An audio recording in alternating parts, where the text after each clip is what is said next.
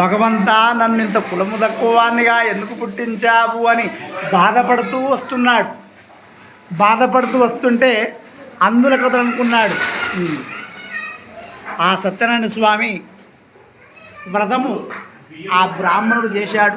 వ్రతం చేసిన తర్వాత ఈ కట్టెలు అమ్ముకునేవాడు తీర్థ ప్రసాదమును తీసుకునేందుకు వెళ్ళినప్పుడు ఆ బ్రాహ్మణునితో అంటున్నాడు, అయ్యా బ్రాహ్మణోత్తమ, మరి మీరు వేదము తెలిసిన పండితులు, మరి శాస్త్రము తెలిసిన వాళ్ళు, మీరు ఈ విధముగా సత్యనారాయణ స్వామి వ్రతం యొక్క కథలన్నీ చెప్పారు. మరి నేను కథలు మొత్తం విన్నాను. ఈ వ్రతం ఎవరైనా చేయవచ్చు అని మీరు అన్నారు. మరి ఈ వ్రతం నేను చేస్తాను. కులానికి తక్కువనే కానీ పరమ దరిద్రున్నయ్యా. మరి దరిద్రం అంటే ఏమిటో కాదు బ్రాహ్మణ. ప్రతిరోజు నేను అడవికి వెళ్ళి కట్టెలు కొట్టుకొని వస్తాను. ఆ కట్టెల మోపును అమ్మితే వచ్చేది 10 రూపాయలు మాత్రమే.